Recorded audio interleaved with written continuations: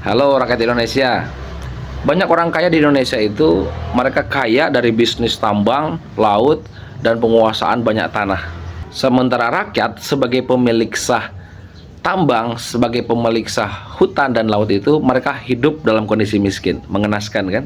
Dan negara, pemerintah yang diamanahi oleh rakyat untuk mengelola sumber daya alam tadi, tambang, laut, hutan, juga ikut-ikutan miskin.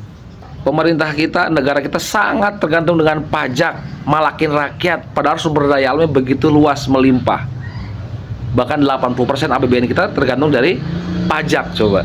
Jadi kekayaan alam Indonesia itu banyak dikuasai, banyak dinikmati oleh segelintir orang, termasuk elit-elit politik oligarki yang hari ini berkuasa di negara kita.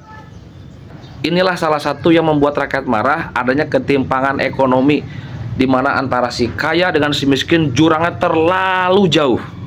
Pertanyaannya, kenapa bisa demikian? Karena kita menganut sistem demokrasi kapitalis, di mana para pemilik modal itu dia ikut serta dalam mewarnai politik dengan memberikan bantuan politik kepada calon-calon pemimpin negara ini, sehingga ketika mereka jadi penguasa, memberikan kelola sumber daya alam, hutan, laut itu kepada oligarki, kepada para pemodal itu. Ini juga akibat biaya politik kita sangat besar sehingga butuh bantuan dari oligarki, butuh bantuan dari para kapitalis. Ini sejalan dengan apa yang disampaikan oleh dosen saya yang beragama Kristen. Kata beliau itu bahwa demokrasi dengan kapitalis itu seperti dua sisi mata uang, tidak bisa dipisahkan. Karena orang-orang kapitalis ini butuh sistem demokrasi ini untuk bisa melancarkan kepentingan-kepentingan mereka. Sementara para politisi demokrasi juga butuh orang-orang kapitalis untuk membiayai politik mereka. Jadi saling keterkaitan mereka itu.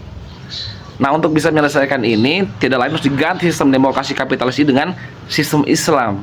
Islam mengatur bahwa sumber daya alam, laut, batu bara, emas, hutan itu milik rakyat yang haram dikelola oleh individu, wajib dikelola oleh negara untuk kebaikan rakyat, pengobatan gratis, kesehatan gratis, sekolah gratis, jalan-jalan yang bagus, semuanya pokoknya untuk rakyat, bukan untuk berkaya oligarki kapitalis.